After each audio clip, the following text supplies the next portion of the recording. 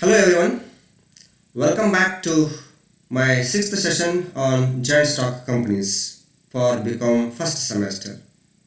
Dear students, during my earlier session I have discussed about the meaning, definition, features of joint stock companies, kinds of companies, distinctions between public company and private company, and I have also discussed about the formation of company with promotion and incorporation stages. Dear students, during this session I am going to discuss about memorandum of association, meaning, definitions, purpose and contents, and I am also going to discuss about articles of association, its meaning, definition, purpose and contents, and I am also going to discuss about the differences between memorandum of association and articles of association. So dear students, first of all let me discuss about what is the memorandum of association. ಕಂಪನಿಯ ಮನವಿ ಪತ್ರ ಅಂತ ಹೇಳಿ ಕೂಡ ಇದಕ್ಕೆ ಕರಿತೀವಿ, ಅಥವಾ ಸಂಘದ ಮನವಿ ಅಂತ ಹೇಳಿ ಕೂಡ ಕರಿಬಹುದು.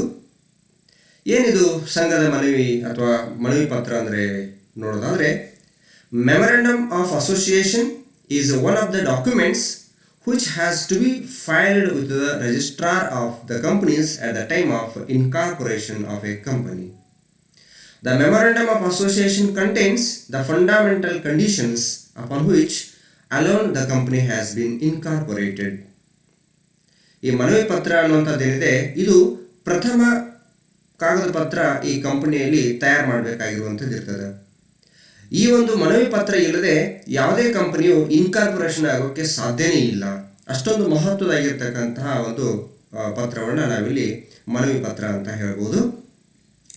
Hence memorandum of association contains the objects for which the company is formed and therefore identifies the possible scope of its operations beyond which its actions cannot go. ಇದು ಬಹಳಷ್ಟು ಮಹತ್ವದಾಗಿರ್ತಕ್ಕಂಥ ಒಂದು ಕಾಗದ ಪತ್ರ. ಇದರೊಳಗೆ ಈ ದಾಖಲೆಯಲ್ಲಿ ಏನಿರ್ತದೆ ಅನ್ನೋದು ನೋಡಿದರೆ ಕಂಪನಿಯ ಉದ್ದೇಶದ ಬಗ್ಗೆ ಮಾಹಿತಿ ಸಿಗ್ತದೆ. ಜೊತೆಗೆ ಯಾವೆಲ್ಲ ಚಟುವಟಿಕೆಗಳಿಗೆ ಈ ಒಂದು ಕಂಪನಿಯ ಕರ್ತವ್ಯ ಅಥವಾ ಕಾರ್ಯ ಸೀಮಿತ ಆಗಿದೆ ಅನ್ನುವಂಥದ್ದನ್ನು ಈ ಒಂದು ಮೆಮೊರಾಂಡಮ್ ಆಫ್ ಅಸೋಸಿಯೇಷನ್ ಮೂಲಕ ನಾವು ತಿಳ್ಕೊಳ್ತೀವಿ. Then what are the purpose of memorandum of association? Memorandum of association is the constitution of a company. ಕಂಪನಿಯ ಸಂವಿಧಾನ ಇದ್ದ ಹಾಗೆ ಅಂತ ಹೇಳ್ತಾರೆ. It is a charter which defines the limitations of the power of a company established under the law. ಕಾನೂನುಬದ್ಧವಾಗಿ ಪ್ರಾರಂಭವಾಗುತ್ತಿರುವಂತಹ ಕಂಪನಿಯ ಅಧಿಕಾರದ ಮಿತಿ ಎಷ್ಟಿದೆ ಅನ್ನುವಂತಹದ್ದನ್ನು ಘೋಷಣೆ ಮಾಡಿರ್ತಕ್ಕಂಥ ಒಂದು ಕಾಗದ ಇದಾಗಿರ್ತದೆ. ಇದನ್ನು ಒಂದು ಸನ್ನದು ಅಂತ ಹೇಳಿ ಕರೀಬಹುದು. It contains the fundamental conditions under which company must be incorporated. ಇದರಲ್ಲಿ ರಿಕಾರ್ಡ್ ಮಾಡಲಾಗಿರುವಂತಹ ಮಹತ್ವದಾಗಿರ್ತಕ್ಕಂತಹ ನಿಯಮಗಳನ್ನು ಆಧಾರವಾಗಿಟ್ಟುಕೊಂಡೇ ಕಂಪನಿಯನ್ನು ರಿಜಿಸ್ಟ್ರೇಷನ್ ಮಾಡಲಾಗಿರ್ತದೆ. It determines the powers, objects and limits of the company. ಕಂಪನಿಯ ಅಧಿಕಾರ ಎಷ್ಟಿದೆ, ಅದರ ಉದ್ದೇಶಗಳೇನು ಮತ್ತು ಅದರ ವ್ಯಾಪ್ತಿ ಯಾವ ಥರ ಇದೆ ಅನ್ನುವಂಥದ್ದನ್ನು ಈ ಒಂದು ಮೆಮೊರಾಂಡಮ್ ಆಫ್ ಅಸೋಸಿಯೇಷನ್ ಮೂಲಕ ನಾವು ತಿಳ್ಕೊಳ್ಬಹುದಾಗಿದೆ. ಈ ಉದ್ದೇಶಗಳ ಜೊತೆಗೆ ಈ ಮೆಮೊರಾಂಡಮ್ ಆಫ್ ಅಸೋಸಿಯೇಷನ್ನ ವ್ಯಾಖ್ಯೆ ಏನಿದೆ ಅನ್ನುವಂಥದ್ದನ್ನು ನೋಡೋದಾದರೆ, ಕಂಪನಿಗಳ ಕಾಯ್ದೆ 2013 ಪ್ರಕಾರ ಸೆಕ್ಷನ್ 2 ಸಬ್ಸೆಕ್ಷನ್ 56 ಏನು ಹೇಳ್ತದೆ ನೋಡಿದರೆ, memorandum means memorandum of association of a company as originally framed or altered from time to time in pursuance of any previous company laws or of this act. ಯಾವ ಉದ್ದೇಶಕ್ಕೋಸ್ಕರ ಕಂಪನಿಯ ಕಾಯ್ದೆಗಳು ಮೊದಲಿಂದಲೂ ಫ್ರೇಮ್ ಆಗ್ತಾ ಬಂದಿವೆಯೋ, ಅಂದರೆ ಕಂಪನಿಯನ್ನು ಯಾವ ಉದ್ದೇಶದಿಂದ ಪ್ರಾರಂಭ ಮಾಡಬೇಕು ಅನ್ನುವಂತಹ ಒಂದು ಮಹತ್ವದಾಗಿರ್ತಕ್ಕಂಥ ಅಂಶವನ್ನು ಇದರಲ್ಲಿ ರೆಕಾರ್ಡ್ ಮಾಡಲಾಗಿರ್ತದೆ ಅನ್ನುವಂಥದ್ದನ್ನು ನಾವು ಈ ಒಂದು ವ್ಯಾಖ್ಯಾನದ ಮೂಲಕ ನೋಡ್ಬೋದು. ಇಲ್ಲಿ ಕೈನ್ಸ್ ಅನ್ನುವಂಥವ್ರು ಒಂದು ಡೆಫಿನೇಷನ್ ಕೋಟ್ ಮಾಡ್ತಾ ಇದ್ದಾರೆ. Memorandum of association of a company is it's charter and defines the limitations of the powers of a company. ಬಹಳಷ್ಟು ಅದ್ಭುತವಾಗಿ ಇವರು ವ್ಯಾಖ್ಯಾನಿಸ್ತಾ ಇದ್ದಾರೆ. ಮೆಮೊರಾಂಡಮ್ ಆಫ್ ಅಸೋಸಿಯೇಷನ್ ಅಂತಂದರೆ ಇದೊಂದು ಸನ್ನದು ಅಂತ ಹೇಳ್ತಾ ಇದ್ದಾರೆ. ಈ ಸನ್ನದು ಏನು ಡಿಫೈನ್ ಮಾಡ್ತದೆ ಅಂತಂದರೆ, ಕಂಪನಿಯ ಅಧಿಕಾರಗಳ ವ್ಯಾಪ್ತಿ ಎಷ್ಟಿದೆ ಅಥವಾ ಮಿತಿ ಎಷ್ಟಿದೆ ಅನ್ನುವಂಥದ್ದನ್ನು ಇದು ಡಿಫೈನ್ ಮಾಡ್ತದೆ ಅಂತ ಹೇಳ್ತಾರೆ. Hence memorandum of association contains the objects for which the company is formed and therefore identifies the possible scope of its operations beyond which its action cannot go.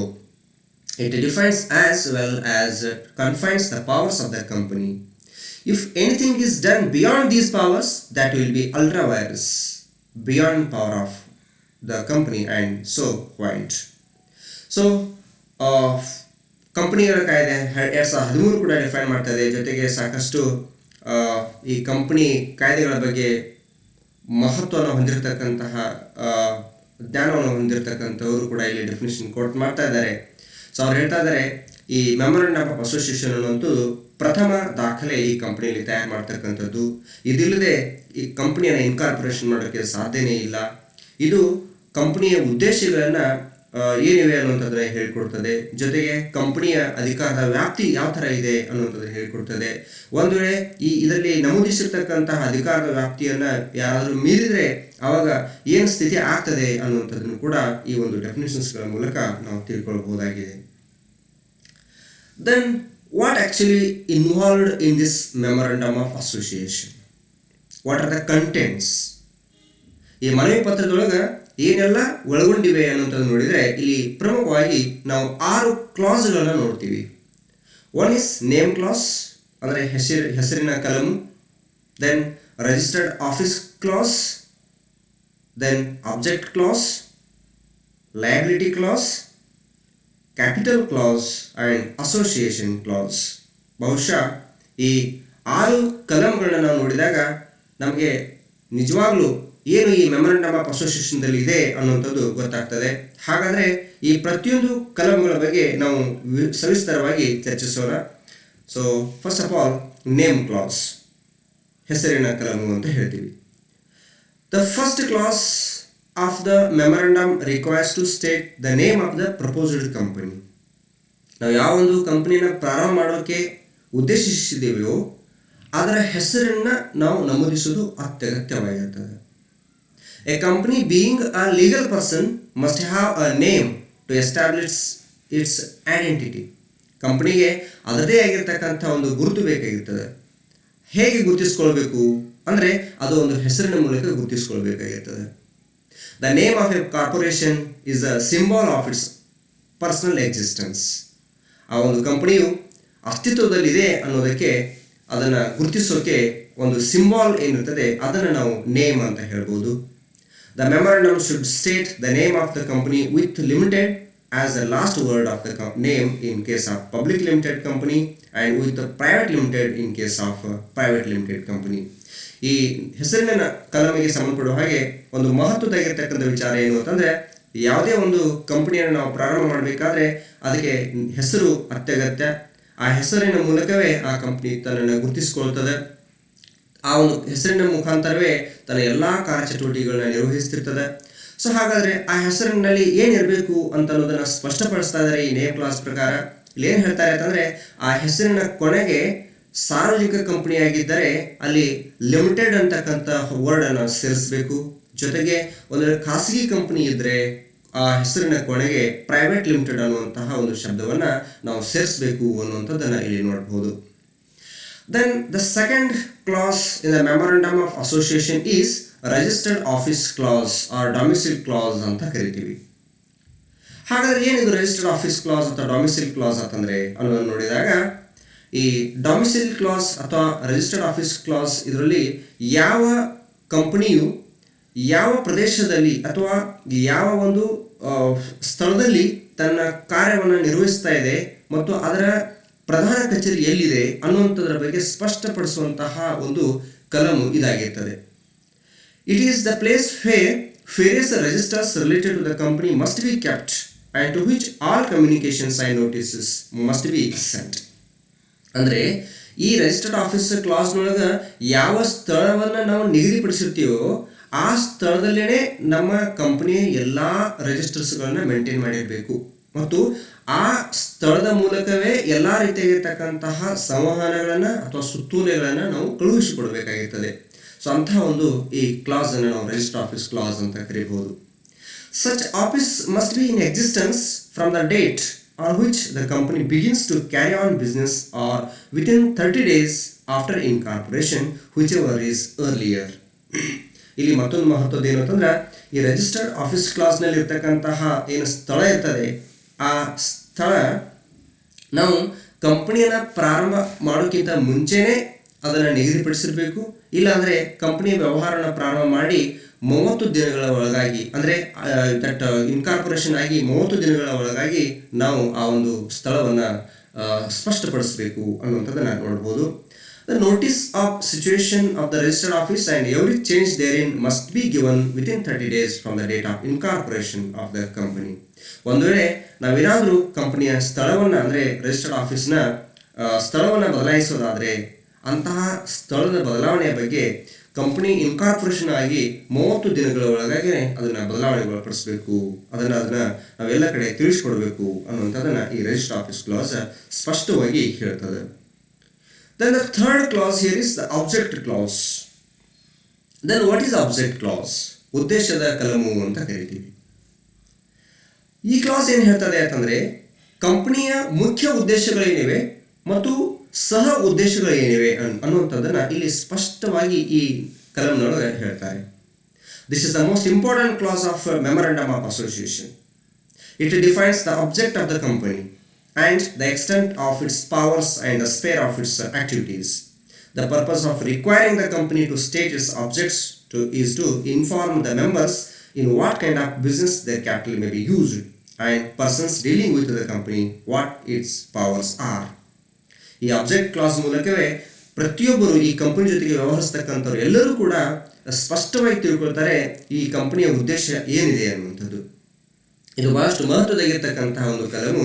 ಇದರೊಳಗೇನೆ ಕಂಪನಿಯ ಉದ್ದೇಶಗಳು ಮತ್ತು ಕಂಪನಿಯ ಅಧಿಕಾರದ ವ್ಯಾಪ್ತಿ, ಕಂಪನಿ ಯಾವ ರೀತಿಯಾಗಿರ್ತಕ್ಕಂಥ ಕಾರ್ಯಚಟುವಟಿಕೆಗಳಲ್ಲಿ ಪಾಲ್ಗೊಳ್ಳೋದಿದೆ ಅನ್ನುವಂಥದ್ದನ್ನು ನಾವು ಇಲ್ಲಿ ತಿಳಿಸ್ಬೋದು.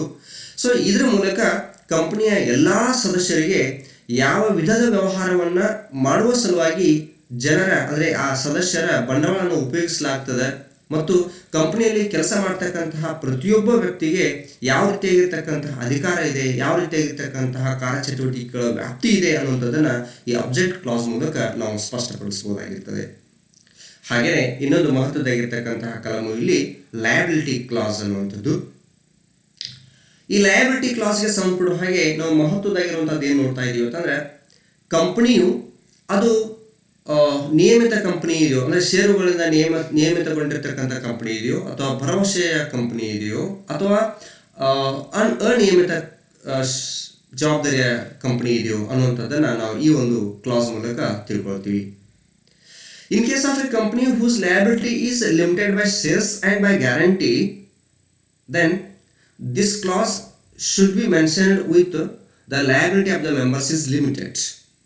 ಅಂದರೆ ಕಂಪನಿಯಲ್ಲಿ ಇರ್ತಕ್ಕಂಥ ಸದಸ್ಯರ ಜವಾಬ್ದಾರಿಯು ಷೇರುಗಳಿಗೆ ಅಥವಾ ಭದ್ರತೆಗಳಿಗೆ ಸೀಮಿತಗೊಂಡಿತ್ತು ಅಂತಂದರೆ ನಾವು ಲಯಬಿಲಿಟಿ ಕ್ಲಾಸ್ನೊಳಗೆ ಸ್ಪಷ್ಟವಾಗಿ ಹೇಳಬೇಕು, the liability of the members is limited ಅಂತ ಹೇಳಿ. ಇವನ್ A company which is exempted from using the word limited as a part of its name under Section 8 of the Companies Act 2013 is also required to state in its memorandum that the liability of members is limited. The effect of this clause is that the liability of the shareholders is limited to the nominal value of the shares held by them. That is, no shareholders can be called upon to pay more than the unpaid value of the shares held by him. ಈ ಕೆಲವು ಸಲ ಏನಾಗಿರ್ತದೆ, ಕಂಪನಿಗಳನ್ನು ನಾವು ವಿಶೇಷವಾಗಿ 3 ರೀತಿಯಲ್ಲಿ ವಿಂಗಡಿಸ್ತಾ ಇದ್ದೀವಿ. ಒಂದು, company limited by liability limited by shares, limited by guarantee and unlimited company ಅಂತ ಈ ಥರ ಮಾಡ್ತೀವಿ. ಒಂದು ವೇಳೆ ಕಂಪನಿಯು ತನ್ನ ಲಯಬಿಲಿಟಿಯನ್ನು ಶೇರ್ಸ್ಗಳಿಗೆ ಲಿಮಿಟ್ ಮಾಡ್ಕೊಂಡಿರುವಂಥದ್ದು ಇತ್ತು ಅಂತಂದರೆ ಆವಾಗ ಆ ಶೇರ್ ಹೋಲ್ಡರ್ಸ್ ಕೇವಲ ಅವರು ಅನ್ಪೇಯ್ಡ್ ವ್ಯಾಲ್ಯೂ ಏನಿರ್ತಲ್ಲ ಅದಕ್ಕೆ ಮಾತ್ರ ಜವಾಬ್ದಾರಿ ಆಗಿರ್ತದೆ. ಫಾರ್ ಎಕ್ಸಾಂಪಲ್, ಒಂದು ಶೇರಿನ ಮುಖ ಬೆಲೆ 100 ರೂಪಾಯಿ ಇದೆ ಅಂತ ಅನ್ಕೊಳ್ಳೋಣ. ಆ 100 ರೂಪಾಯಿಲಿ ಆಲ್ರೆಡಿ ಕಂಪನಿಗೆ 80 ರೂಪೀಸನ್ನು ಪೇಡ್ ಮಾಡಿದ್ದಾರೆ.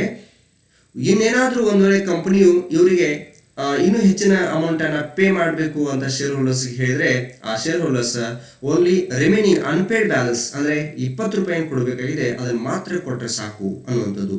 ಸೊ ಹೀಗೆ ಏನಿರ್ತದೆ ಇದನ್ನು ಲಯಬಿಲಿಟಿ, ಲಿಮಿಟೆಡ್ ಲಯಬಿಲಿಟಿ ಅಂತ ಹೇಳ್ತಿರ್ತೀವಿ. ಸೊ ಹೀಗೆ ಆ ಕಂಪನಿಯ ಇದರಲ್ಲಿರ್ತಕ್ಕಂತಹ ಷೇರುದಾರರ ಜವಾಬ್ದಾರಿ ಯಾವ ಥರ ಇರ್ತದೆ ಅನ್ನೋದನ್ನು ಈ ಲಯಬಿಲಿಟಿ ಕ್ಲಾಸ್ನೊಳಗೆ ನಾವು ನಮೂದು ಮಾಡ್ತಿರ್ತೀವಿ. Then capital class.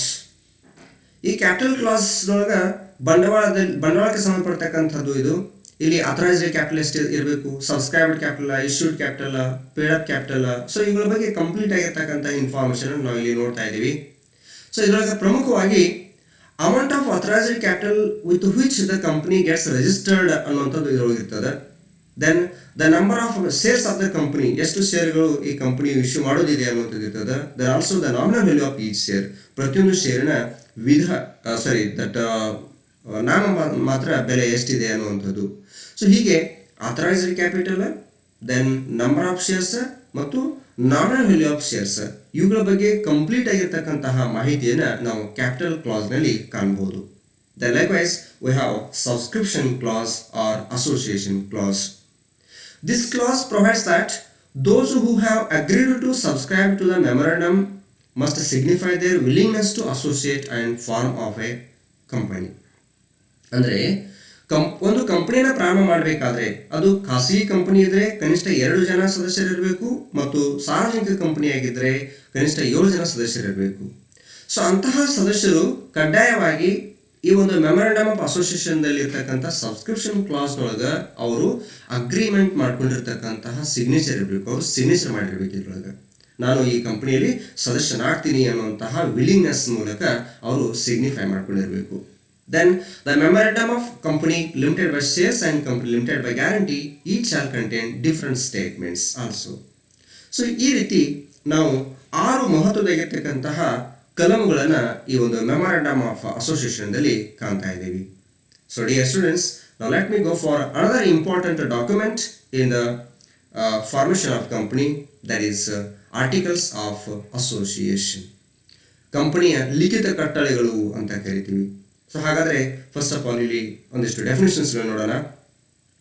ಏನಿದು ಆರ್ಟಿಕಲ್ಸ್ ಅಂತಂದರೆ, articles of associations or the regulations or bylaws of a company for carrying in to effect the objects of the company as defined by the company in its memorandum of association and for the management of its internal affairs.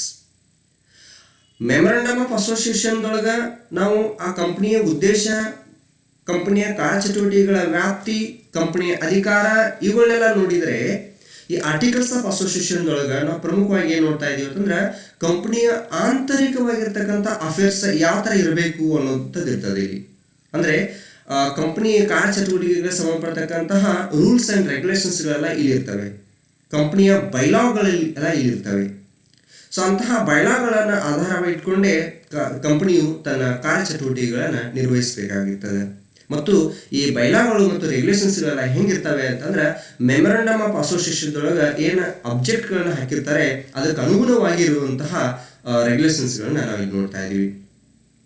Then section 2 subsection 111 of the Company Ordinance 1984 defines the articles as the articles of association of a company as originally framed or as altered in accordance with the provisions of the law. Then what actually contained in this articles of association ಅನ್ನೋದು ನೋಡಿದಾಗ ಈ ಲಿಖಿತ ಕಟ್ಟಳೆಗಳು ಏನಿರ್ತದೆ ಅನ್ನೋದು ನೋಡಿದರೆ it is just rules and regulations subordinate to the memorandum of association ಅಂತ ಹೇಳ್ತಾರೆ. ಈ ಮೆಮೊರಂಡಮ್ ಆಫ್ ಅಸೋಸಿಯೇಷನ್ ಏನಿರ್ತದೆ ಅದಕ್ಕೆ ಸಬಾರ್ಡಿನೇಟ್ ಆಗುವಂತಹ ನೀತಿಗಳು, ನಿಯಮಗಳು ಇಲ್ಲಿ ಇರ್ತವೆ ಅಂತ ಹೇಳ್ಬೋದು. It can not be go behind the objects mention in the memorandum. ಯಾವುದೇ ಕಾರಣಕ್ಕೂ ಆರ್ಟಿಕಲ್ಸ್ ಆಫ್ ಅಸೋಸಿಯೇಷನ್ನಲ್ಲಿ ಮೆನ್ಷನ್ ಮಾಡ್ತಕ್ಕಂಥ ಬೈಲಾಗಳು ಅಥವಾ ರೂಲ್ಸ್ ಆ್ಯಂಡ್ ರೆಗ್ಯುಲೇಷನ್ಸ್ಗಳು ಮೆಮೊರಂಡಮ್ ಆಫ್ ಅಸೋಸಿಯೇಷನ್ನ ಆಬ್ಜೆಕ್ಟ್ಗಳನ್ನು ದಾಟುವ ಹಾಗಿಲ್ಲ. Within the boundary provided by the memorandum of association is to be followed by the articles of association. It deals with the internal matters in relation to the business of the company. ಕಂಪನಿಯ ಆಂತರಿಕ ವ್ಯವಹಾರಗಳಿಗೆ ಸಂಬಂಧಪಡುವ ಹಾಗೆ ಈ articles of association ಉಪಯೋಗ ಮಾಡಲಾಗ್ತದೆ. Then what are the contents of this articles of association? ಇದರೊಳಗೆ ಏನೇನು ಒಳಗೊಂಡಿವೆ ಅನ್ನೋದನ್ನು ನೋಡೋದಾದ್ರೆ ಇಲ್ಲಿ ಪ್ರಮುಖವಾಗಿರುವಂತಹ ಕೆಲವೊಂದು ಅಂಶಗಳನ್ನು ನಾವು ಇಲ್ಲಿ ಗಮನಿಸಬಹುದು. ಇದರೊಳಗೆ ಈ ಆರ್ಟಿಕಲ್ಸ್ ಆಫ್ ಅಸೋಸಿಯೇಷನ್ ಒಳಗೆ ಶೇರ್ ಕ್ಯಾಪಿಟಲ್ ಬಗ್ಗೆ ಇನ್ಫಾರ್ಮೇಶನ್ ಇರ್ತದೆ. ಶೇರ್ ಕ್ಯಾಪಿಟಲ್ ಬಗ್ಗೆ ಆ ಮೆಮೊರಂಡಮ್ ಆಫ್ ಅಸೋಸಿಯೇಷನ್ದಲ್ಲಿ ಇರ್ತದೆ, ಆದರೆ ಅಲ್ಲಿ ಕೇವಲ ಅಥರೈಸ್ಡ್ ಕ್ಯಾಪಿಟಲ್, ಆಮೇಲೆ ನಾಮಿನಲ್ ವ್ಯಾಲ್ಯೂ ಆಫ್ ಶೇರ್ಸ್ ಮತ್ತು ನಂಬರ್ ಆಫ್ ಶೇರ್ಸ್ ಇವುಗಳ ಬಗ್ಗೆ ಮಾತ್ರ ಮಾಹಿತಿ ಇರ್ತದೆ. ಆದರೆ ಇಲ್ಲಿ ಶೇರ್ ಕ್ಯಾಪಿಟಲ್ ಅದು ಅಥರೈಸ್ಡ್ ಕ್ಯಾಪಿಟಲ್ ಎಷ್ಟು ಇರ್ತದೆ, ಇಶ್ಯೂಡ್ ಕ್ಯಾಪಿಟಲ್ ಎಷ್ಟು, ಸಬ್ಸ್ಕ್ರೈಬ್ ಮಾಡೋದು ಎಷ್ಟಿದೆ, ದೆನ್ ವಿವಿಧ ರೀತಿಯಾದಂಥ ಶೇರ್ಸ್ ಅಂದರೆ equity shares, preference shares, deferred shares ಇವುಗಳ ಬಗ್ಗೆ ಮಾಹಿತಿ ಇರ್ತದೆ. ದೆನ್ ಪ್ರತಿಯೊಬ್ಬ ಶೇರ್ ಹೋಲ್ಡರ್ಸ್ಗಳ ರೈಟ್ಸ್ಗಳು ಏನೇನು ಇರ್ತವೆ ಅನ್ನುವಂಥದ್ದು, ಶೇರ್ ಹೋಲ್ಡರ್ಸ್ಗಳ ಮೀಟಿಂಗ್ಗಳ ಬಗ್ಗೆ ಮಾಹಿತಿ, ಇವೆಲ್ಲವನ್ನ ನಾವು ಸವಿಸ್ತರವಾಗಿ ಈ ಆರ್ಟಿಕಲ್ಸ್ ಆಫ್ ಅಸೋಸಿಯೇಷನ್ದಲ್ಲಿ ಮೆನ್ಷನ್ ಮಾಡಲಾಗಿರ್ತದೆ. Then it also mentions about the calls on shares. ಈಗ ನೋಡಿ, ಒಂದು 100 ರೂಪಾಯಿ ಮುಖಬೆಲೆ ಶೇರು ಇದೆ ಅಂತಂದ್ರೆ ನಾವು ಅದ್ರೊಳಗೆ 10 ರೂಪಾಯಿದ ಅಪ್ಲಿಕೇಶನ್ ಮೂಲಕ ಕಲೆಕ್ಟ್ ಮಾಡಿರ್ತೀವಿ, ಒಂದು 40 ರೂಪಾಯಿನ ಅಲಾಟ್ಮೆಂಟ್ ಮೂಲಕ ರಿಸೀವ್ ಮಾಡ್ಕೊಂಡಿರ್ತೀವಿ. ದೆನ್ ಇನ್ನು ಉಳಿದಿರ್ತಕ್ಕಂಥ 50 ರುಪೀಸನ್ನು first call, second call and final call, ಈ ರೀತಿಯಾಗಿ ನಾವು ಬೇರೆ ಬೇರೆ ರೀತಿಯಾಗಿರ್ತಕ್ಕಂಥ ಕಾಲ್ಗಳ ಮೂಲಕ ಆ ಹಣವನ್ನು ಸ್ವೀಕಾರ ಮಾಡ್ಕೊಳ್ತೀವಿ. ಸೊ ಅಂತಹ ಕಾಲ್ಸ್ ಆನ್ ಶೇರ್ಗಳ ಬಗ್ಗೆ ಕಂಪ್ಲೀಟ್ ಆಗಿರುವಂತಹ ಮಾಹಿತಿಯನ್ನು ನಾವು ಈ ಒಂದು ಆರ್ಟಿಕಲ್ಸ್ ಆಫ್ ಅಸೋಸಿಯೇಷನ್ದಲ್ಲಿ ನೋಡ್ತೀವಿ. Then we will also know about the procedure for forfeiture of shares. ಒಂದು ವೇಳೆ ಕಂಪನಿಯ ಷೇರುದಾರರು ನೋಟಿಸ್ಗಳನ್ನು ನೀಡಿದಾಗಲೂ ಕೂಡ ಕಾಲ್ಸ್ಗಳನ್ನ ಪೇ ಮಾಡಲಿಲ್ಲ ಅಂತಂದರೆ ಅವಾಗ ಅಂತಹ ಷೇರುದಾರರ ಷೇರುಗಳನ್ನ ನಾವು ಕ್ಯಾನ್ಸಲೇಷನ್ ಮಾಡಬೇಕಾಗ್ತದೆ. ಅಂತಹ ಕ್ಯಾನ್ಸಲೇಷನ್ ನಾವು ಇಲ್ಲಿ ಫಾರ್ಫಿಚರ್ ಅಂತ ಹೇಳ್ತೀವಿ. ಆ ಫಾರ್ಫಿಚರ್ ಮಾಡಬೇಕಾದ್ರೆ ಅದಕ್ಕೆ ಏನು ಪ್ರೊಸೀಜರ್ಸ್ಗಳಿವೆ ಅನ್ನುವಂಥದ್ದನ್ನು ನಾವು ಇಲ್ಲಿ ಸ್ಪಷ್ಟಪಡಿಸಬೇಕಾಗಿರ್ತದೆ. Then it also contains provisions regarding transfer and transmission of shares. ಸಾರ್ವಜನಿಕ ಕಂಪನಿ ಮತ್ತು ಖಾಸಗಿ ಕಂಪನಿಗಳು ತಮ್ಮ ಷೇರುಗಳನ್ನು ವರ್ಗಾವಣೆ ಮಾಡೋಕ್ಕೆ ಸಂಬಂಧಪಡ್ತಕ್ಕಂತಹ ನೀತಿಯನ್ನು ಯಾವ ಥರ ಇವೆ ಅನ್ನುವಂಥದ್ರೆ ಇಲ್ಲಿ ಸ್ಪಷ್ಟವಾಗಿ ಹೇಳಬೇಕು. ನಾವು ನೋಡ್ತೀವಿ, ಈ ಕಂಪನಿಗಳ ಕಾಯ್ದೆ 2013 ಪ್ರಕಾರ ಸಾರ್ವಜನಿಕ ಕಂಪನಿ ಷೇರುಗಳನ್ನ ಟ್ರಾನ್ಸ್ಫರ್ ಮಾಡಬೇಕಾದ್ರೆ ಯಾವುದೇ ರೀತಿಯಾಗಿರ್ತಕ್ಕಂತಹ ರೆಸ್ಟ್ರಿಕ್ಷನ್ಸ್ಗಳು ಇರೋದಿಲ್ಲ. ಆದರೆ ಖಾಸಗಿ ಕಂಪನಿ ಆಗಿದ್ರೆ ಅಲ್ಲಿ ರೆಸ್ಟ್ರಿಕ್ಷನ್ಸ್ಗಳು ಇರ್ತವೆ. ಹಾಗಾದರೆ ಅಂತಹವುಗಳ ಬಗ್ಗೆ ಕಂಪ್ಲೀಟ್ ಆಗಿರುವಂತಹ ಮಾಹಿತಿಯನ್ನು ನಾವಿಲ್ಲಿ ನೋಡಬಹುದಾಗಿರ್ತದೆ. Then issuing of shares at premium or discount. ಒಂದು ವೇಳೆ ನಾವು ಷೇರುಗಳನ್ನ ಪ್ರೀಮಿಯಂ ಮೂಲಕ ಅಥವಾ ಡಿಸ್ಕೌಂಟ್ ಮೂಲಕ ಇಶ್ಯೂ ಮಾಡೋದಾದರೆ ಎಷ್ಟೆಷ್ಟು ಯಾವ ರೀತಿಯಾಗಿರ್ತಕ್ಕಂತಹ ಎಷ್ಟು ಪ್ರೀಮಿಯಮನ್ನು ಕಲೆಕ್ಟ್ ಮಾಡೋರ್ತೀವಿ, ಎಷ್ಟು ಡಿಸ್ಕೌಂಟನ್ನು ಮಾಡೋರ್ತೀವಿ ಅನ್ನುವಂಥದ್ದನ್ನು ಈ ಒಂದು ಆರ್ಟಿಕಲ್ಸ್ ಆಫ್ ಅಸೋಸಿಯೇಷನ್ನಲ್ಲಿ ನಾವು ಮೆನ್ಷನ್ ಮಾಡಬೇಕಾಗ್ತದೆ. Then about the quorum at a meeting. ಕಂಪನಿಯ ಪ್ರತಿಯೊಂದು ಮೀಟಿಂಗ್ನಲ್ಲಿ ಹಲವಾರು ರೀತಿಯಾಗಿರ್ತಕ್ಕಂಥ ಮೀಟಿಂಗ್ಗಳಿವೆ. ಅವುಗಳ ಬಗ್ಗೆ ನಾವು ಸವಿಸ್ತಾರವಾಗಿ ಮುಂದೆ ನೋಡ್ತೀವಿ. ಆದರೂ ಕೂಡ ಏನು ಪ್ರಮುಖವಾಗಿರ್ತಕ್ಕಂಥ ಮೀಟಿಂಗ್ಗಳು ನೋಡೋದಾದರೆ ಜನರಲ್ ಮೀಟಿಂಗ್ ಆಗಿರ್ಬೋದು, ಸ್ಟ್ಯಾಚ್ಯುಟರಿ ಮೀಟಿಂಗ್ ಆಗಿರ್ಬೋದು, ಬೋರ್ಡ್ ಆಫ್ ಡೈರೆಕ್ಟರ್ಸ್ ಮೀಟಿಂಗ್ಗಳಾಗಿರ್ಬೋದು. ಸೊ ಇಂತಹ ಅಥವಾ ಶೇರ್ ಹೋಲ್ಡರ್ಸ್ ಮೀಟಿಂಗ್ಗಳಾಗಿರ್ಬೋದು, ಇಂತಹ ಮೀಟಿಂಗ್ಗಳಲ್ಲಿ ಕೋರಮ್ ಎಷ್ಟಿರಬೇಕು ಅಂದರೆ ಮಿನಿಮಮ್ ನಂಬರ್ ಆಫ್ ಮೆಂಬರ್ಸ್ ಎಷ್ಟು ಅಟೆಂಡ್ ಆಗಿರಬೇಕು ಅನ್ನುವಂಥದ್ದನ್ನ ಈ ಒಂದು ಲಿಖಿತ ಕಟ್ಟಳೆ ಒಳಗೆ ಮೆನ್ಷನ್ ಮಾಡ್ತಾರೆ. Then directors, their appointment etcetera. ಅಂದರೆ ನಿರ್ದೇಶಕರು ಕಂಪನಿಯಲ್ಲಿ ಜನರಲ್ ಮ್ಯಾನೇಜರ್ ಆಗಿರ್ಬೋದು, ಮ್ಯಾನೇಜಿಂಗ್ ಡೈರೆಕ್ಟರ್ಸ್ ಆಗಿರ್ಬೋದು, whole time directors, part time directors. So ಅವರೆಲ್ಲರ ನೇಮಕಾತಿ ಯಾವ ಥರ ಇರ್ತದೆ, ಅವರ ಅವಧಿ ಎಷ್ಟು, ಅವರಿಗೆ ರೆಮ್ಯುನರೇಷನ್ ಯಾವ ಥರ ಕೊಡಬೇಕಾಗ್ತದೆ, ಅವ್ರನ್ನ ರಿಟೈರ್ಮೆಂಟ್ ಯಾವ ಥರ ಮಾಡಬೇಕು, ಅಥವಾ ಅವರನ್ನು ನಾವು ಕಂಪನಿಗೆ ಹೊರಗೆ ಹಾಕಬೇಕಾದ್ರೆ ಯಾವ ರೀತಿಯಾಗಿರ್ತಕ್ಕಂಥ ನಿಯಮಗಳನ್ನ ಅನುಸರಿಸ್ತಾ ಇದ್ದೀವಿ, ಈ ಎಲ್ಲ ವಿಷಯಗಳ ಬಗ್ಗೆ ಈ ಒಂದು ಲಿಖಿತ ಕಟ್ಟಳೆಗಳೊಳಗೆ ನಾವು ನಮೂದು ಮಾಡಬೇಕಾಗಿರ್ತದೆ. ದೆನ್ ಅಬೌಟ್ ರಿಮೂವಲ್ ಆಫ್ ಡೈರೆಕ್ಟರ್ನ ರಿಮೂವ್ ಮಾಡಬೇಕಾದ್ರೆ ಯಾವ ಥರ ರಿಮೂವ್ ಮಾಡಬೇಕು, ಅದಕ್ಕೆ ಏನೇನು ಫಾರ್ಮಾಲಿಟೀಸ್ಗಳನ್ನ ಫಾಲೋ ಮಾಡಬೇಕಾಗ್ತದೆ ಅನ್ನುವಂಥದ್ದನ್ನು ಈ ಒಂದು ಲಿಖಿತ ಕಟ್ಟಳೆ ಒಳಗೆ ನಾವು ನೋಡ್ಬೋದು. Then will also have the information about the dividends and reserves. So ಷೇರುದಾರರಿಗೆ ನಾವು ಡಿವಿಡೆಂಡ್ ಕೊಡಬೇಕಾದ್ರೆ ಯಾವ ರೇಟ್ ಆಫ್ ಡಿವಿಡೆಂಡ್ ಎಷ್ಟು ರೇಟ್ ಆಫ್ ಡಿವಿಡೆಂಡ್ ಕೊಡಬೇಕು, ಪ್ರಾಫಿಟ್ ಎಷ್ಟಿರಬೇಕು, ಸೊ ಆ ಪ್ರಾಫಿಟ್ನಲ್ಲಿಂದ ರಿಸರ್ವ್ಗಳಿಗೆ ಯಾವ ಥರ ನಾವು ಟ್ರಾನ್ಸ್ಫರ್ ಮಾಡ್ಕೊಳ್ಬೇಕು, ಅಂದರೆ ಸ್ಟ್ಯಾಚ್ಯುಟರಿ ರಿಸರ್ವ್ ಇರ್ಬೋದು, ಜನರಲ್ ರಿಸರ್ವ್ ಇರ್ಬೋದು, ರೆವಿನ್ಯೂ ರಿಸರ್ವ್ ಇರ್ಬೋದು. ಸೊ ಕಂಪ್ಲೀಟ್ ಆಗಿ ಈ ಡಿವಿಡೆಂಡ್ ಮತ್ತು ರಿಸರ್ವ್ಗಳಿಗೆ ಸಂಬಂಧಪಟ್ಟಂತಹ ಮಾಹಿತಿಯನ್ನು ಕೂಡ ಈ ಆರ್ಟಿಕಲ್ಸ್ ಆಫ್ ಅಸೋಸಿಯೇಷನ್ನಲ್ಲಿ ನಾವು ಮೊದಲೇ ನಮೂದು ಮಾಡಿರಬೇಕಾಗಿರ್ತದೆ. Then we will also have the information about keeping of books of accounts and their audit in the articles of association. ಇದರಲ್ಲಿ ನಾವು ಬುಕ್ಸ್ ಆಫ್ ಅಕೌಂಟ್ಸ್ಗಳನ್ನ ಯಾವ ಬುಕ್ಸ್ ಆಫ್ ಅಕೌಂಟ್ಸನ್ನು ಮೇಂಟೈನ್ ಮಾಡಬೇಕು ಮತ್ತು ಅದರ ಅಡಿಟನ್ನು ಯಾವ ಥರ ಮಾಡಬೇಕು, ಇಂಟರ್ನಲ್ ಅಡಿಟ್ ಆಗಿರ್ಬೋದು, ಫೈನಲ್ ಅಡಿಟ್ ಆಗಿರ್ಬೋದು. ಸೊ ಕಂಪ್ಲೀಟ್ ಆಗಿ ಈ ಒಂದು ಅಡಿಟ್ ಮತ್ತು ಬುಕ್ಸ್ ಆಫ್ ಅಕೌಂಟ್ಸ್ಗಳನ್ನ ಮೇಂಟೈನ್ ಮಾಡೋಕ್ಕೆ ಸಂಬಂಧಪಡ್ತಕ್ಕಂತಹ ನೀತಿ ನಿಯಮಗಳನ್ನು ಕೂಡ ಈ ಆರ್ಟಿಕಲ್ಸ್ ಆಫ್ ಅಸೋಸಿಯೇಷನ್ದಲ್ಲಿ ಮೆನ್ಷನ್ ಮಾಡಲಾಗಿರ್ತದೆ. Then will also have the content like common seal of the company, ಸಾಮಾನ್ಯ ಮುದ್ರೆ ಅಂತ ಹೇಳ್ತೀವಿ. ಸಾಮಾನ್ಯ ಮುದ್ರೆ ಯಾವ ಥರ ಇರಬೇಕು ಅಥವಾ ಚಿಹ್ನೆ ಇರ್ಬೋದು, ನಾವು ಯಾವ ರೀತಿಯಾಗಿರ್ತಕ್ಕಂಥ ಸಾಮಾನ್ಯ ಮುದ್ರೆ ಇರಬೇಕು ಅನ್ನುವಂಥದ್ದನ್ನು ಕೂಡ ಈ ಲಿಖಿತ ಕಟ್ಟಳೆಗಳಲ್ಲಿ ಏನು ಹೇಳ್ತೀವಿ ಆ ಪ್ರಕಾರನೇ ಅದನ್ನು ನಾವು ಫಾಲೋ ಮಾಡಬೇಕಾಗ್ತದೆ. Then about payment of interest out of capital, ಒಂದು ವೇಳೆ ಬಂಡವಾಳದಿಂದಲೇ ನಾವು ಬಡ್ಡಿಯನ್ನು ಕೊಡಬೇಕಾಗಿದ್ರೆ ಅದಕ್ಕೆ ಸಂಬಂಧಪಡ್ತಕ್ಕಂಥ ಪ್ರೊಸೀಜರ್ಸ್, ನಿಯಮಗಳು ಏನಿರಬೇಕು ಅನ್ನುವಂಥದ್ದನ್ನು ನಾವು ಈ ಒಂದು ಆರ್ಟಿಕಲ್ಸ್ ಆಫ್ ಅಸೋಸಿಯೇಷನ್ನಲ್ಲಿ ಹೇಳಿಕೊಡ್ಬೇಕಾಗ್ತದೆ.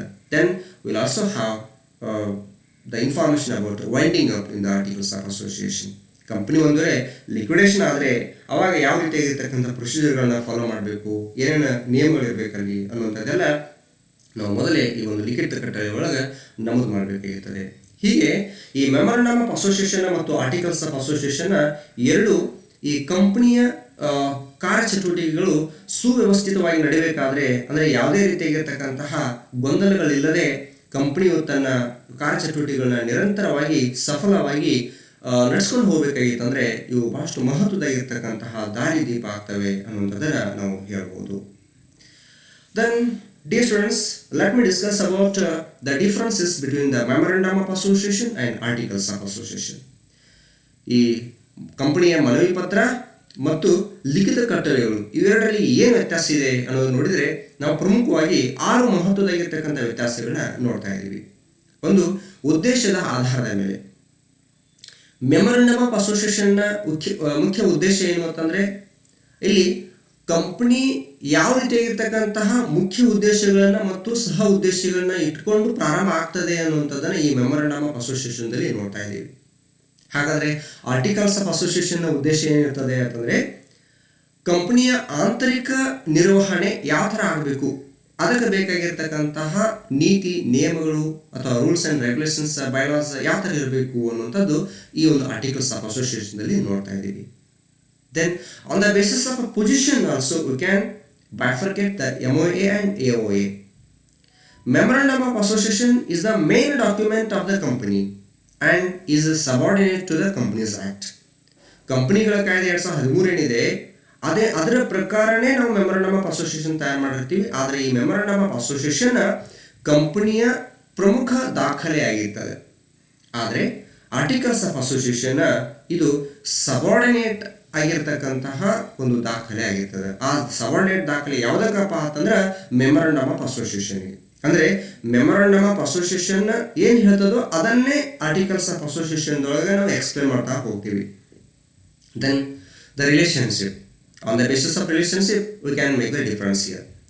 Memorandum of association defines the relationship of company with outsiders. ಇದು ಬಹಳಷ್ಟು ಮಹತ್ವವಾಗಿರುವಂಥದ್ದು. ಕಂಪನಿ ಮತ್ತು ಕಂಪನಿಯಿಂದ ಹೊರಗಿರ್ತಕ್ಕಂಥವರ ಜೊತೆ ಯಾವ ಥರ ಸಂಬಂಧ ಇರಬೇಕು ಅನ್ನೋದನ್ನ ಮೆಮೊರಂಡಮ್ ಆಫ್ ಅಸೋಸಿಯೇಷನ್ ಹೇಳ್ತದೆ. ಆದರೆ articles of association defines relationship of the members and the company. ಕಂಪನಿಯ ಮೆಂಬರ್ಸ್ ಮತ್ತು ಕಂಪನಿ ಇವ್ರ ಮಧ್ಯೆ ಯಾವ ರೀತಿ ಸಂಬಂಧ ಇರ್ತದೆ ಅನ್ನೋದನ್ನು ಹೇಳ್ತದೆ.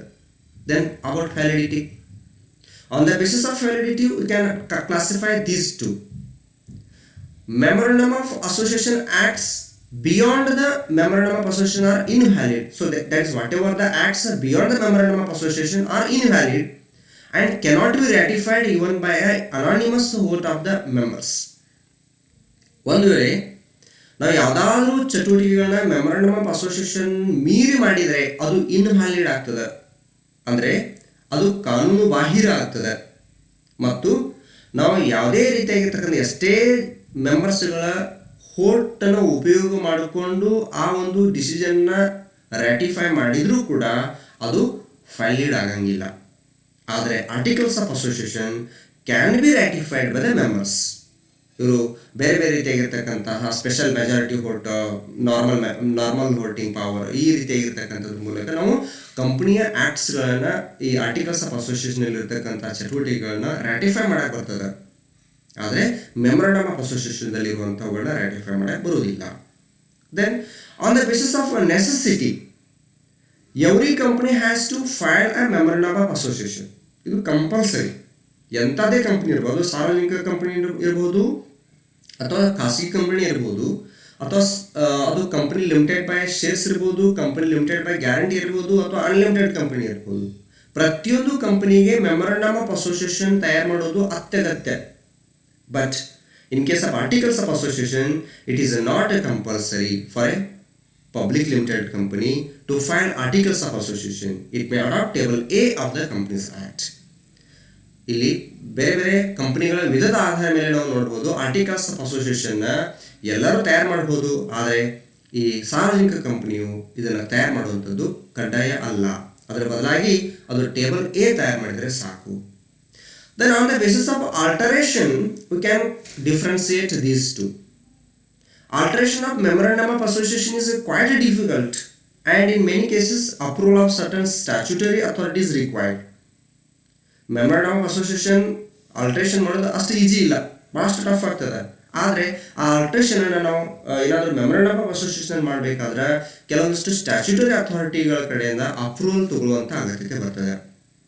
ಆದರೆ ಇನ್ case of articles of association, it can be altered by passing A special resolution by the members. ವಿಶೇಷ ಒಂದು ಠರಾವನ್ನು ಪಾಸ್ ಮಾಡೋದ್ರ ಮೂಲಕ ನಾವು ಈ ಲಿಖಿತ ಕಟ್ಟಳೆಗಳನ್ನು ಬದಲಾವಣೆಗೊಳಪಡಿಸಬಹುದಾಗಿರ್ತದೆ. ಆದರೆ ಯಾವುದೇ ಕಾರಣಕ್ಕೂ ಮೆಮೊರಂಡಮ್ ಆಫ್ ಅಸೋಸಿಯೇಷನ್ ಅನ್ನು ನಾವು ಬದಲಾವಣೆಗೊಳಪಡಿಸಬೇಕಾಗಿತ್ತು ಅಂದರೆ ಅದು ಕಷ್ಟ ಸಾಧ್ಯ. ಒಂದು ವೇಳೆ ನಾವು ಬದಲಾವಣೆ ಮಾಡಲೇಬೇಕು ಅನ್ನೋಂಥದ್ದು ಬಂದರೆ ಆವಾಗ ಸ್ಟ್ಯಾಚ್ಯುಟರಿ ಅಥಾರಿಟಿಗಳ ಮೂಲಕ ನಾವು ಅದನ್ನು ಸರಿಪಡಿಸ್ಕೊಳ್ಬೋದು. ಅಂದರೆ ಕಂಪ್ನಿ ಲಾ ಬೋರ್ಡ್ ಆಗಿರ್ಬೋದು, ಅಥವಾ ಕಂಪ್ನಿ ಲಾ ಟ್ರಿಬ್ಯುನಲ್ಸ್ಗಳಾಗಿರ್ಬೋದು, ದಟ್ ಕಾರ್ಪೊರೇಟ್ ಅಫೇರ್ಸ್ಗಳಾಗಿರ್ಬೋದು, ಅವುಗಳ ಮೂಲಕ ನಾವು ಅನುಮೋದನೆ ಪಡ್ಕೊಂಡು ಅವಾಗ ನಾವು ಈ ಕಂಪ್ನಿಯನ್ನು ಚಟುವಟಿಕೆಗಳಿಗೆ ಸಂಬಂಧಪಟ್ಟಂಥ ಮೆಮೊರಂಡಮ್ ಆಫ್ ಅಸೋಸಿಯೇಷನನ್ನು ಆಲ್ಟ್ರೇಷನ್ಗೊಳಪಡಿಸಬೇಕಾಗಿರ್ತದೆ. Then we have some other important differences here between the memorandum of association and articles of association. Here on the basis of nature, memorandum of association ಗೆ ನಾವು ಚಾರ್ಟರ್ ಆಫ್ ದ ಕಂಪನಿ ಅಂತ ಕರಿತೀವಿ. ಈ articles of ಅಸೋಸಿಯೇಷನ್ಗೆ internal rules and regulations ಅಂತ ಹೇಳ್ತೀವಿ. ಅಂದರೆ memorandum of ಅಸೋಸಿಯೇಷನ್ನ ಸನ್ನದು ಅಂತ ಕರಿತೀವಿ, ಅಂದರೆ ಕಂಪನಿಯ ಸನ್ನದು ಅಂತ ಕರಿತೀವಿ. ಬಟ್ ಆರ್ಟಿಕಲ್ಸ್ ಆಫ್ ಅಸೋಸಿಯೇಷನ್ ಅಂತಂದರೆ ಕಂಪನಿಯ ಆಂತರಿಕ ನಿಯಮಾವಳಿಗಳ ಪತ್ರ ಅಂತ ಕರಿತೀವಿ. Then on the basis of contents, memorandum of ಅಸೋಸಿಯೇಷನ್ದಲ್ಲಿರ್ತಕ್ಕಂತಹ ಕಂಟೆಂಟ್ಸ್ ಹೆಂಗಿದಾವಪ್ಪ ಅಂತಂದ್ರೆ ಅಲ್ಲಿ ಉದ್ದೇಶಗಳು ಮತ್ತು ಕಂಪನಿಯ ಅಧಿಕಾರಗಳ ಬಗ್ಗೆ ಕಂಟೆಂಟ್ಸ್ ಇರ್ತವೆ. ಆದರೆ ಆರ್ಟಿಕಲ್ಸ್ ಆಫ್ ಅಸೋಸಿಯೇಷನ್ದಲ್ಲಿರ್ತಕ್ಕಂಥ ಕಂಟೆಂಟ್ಸ್ ಹೆಂಗಿರ್ತಾವಪ್ಪ ಅಂತಂದ್ರೆ bylaws for carrying out the company's objects ಅಂತ ಹೇಳ್ತಾರೆ. ಅಂದರೆ ಕಂಪನಿಯ ಉದ್ದೇಶವನ್ನು ಈಡೇರಿಸುವ ಸಲುವಾಗಿ ನಾವು ರೂಪಿಸಿಕೊಂಡಿರ್ತಕ್ಕಂತಹ ನಿಯಮಾವಳಿಗಳು ಇಲ್ಲಿ ಇರ್ತವೆ. Then on the basis of relations defined, in case of memorandum of association, relations between company and with the outside world. memorandum of association ನಲ್ಲಿ ರಿಲೇಷನ್ ಹೆಂಗಿರ್ತೈತಪ್ಪ ಅಂತಂದ್ರೆ ಕಂಪನಿಗೂ ಮತ್ತು ಹೊರ ಜಗತ್ತಿಗೂ ಇರತಕ್ಕಂಥ ಸಂಬಂಧ ಏನು ಅನ್ನೋದನ್ನು ಇಲ್ಲಿ ಡಿಫೈನ್ ಮಾಡಿರ್ತಾರೆ.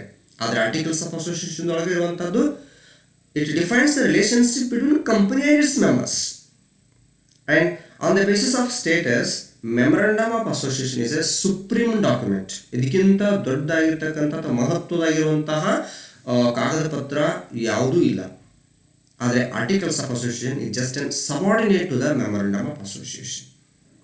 Then on the basis of filing, we can have a difference between the memorandum of association and articles of association. Memorandum of association must be filed in case of incorporation or registration, but in case of articles of association it is not compulsory. We can adopt table A also, right? Then on the basis of alteration, memorandum of association is not so easy to alter. There is a strict restriction for alteration, but articles of association can be altered by special resolution. Then legal effects. Memorandum of association cannot be legally effected by ratification, but articles of association can be ratified. So dear students, this is what we have discussed throughout this session, meaning definitions, purpose and contents of memorandum of association, meaning, definitions, purpose and contents of articles of association, and we will also discussed about the differences between memorandum of association and articles of association.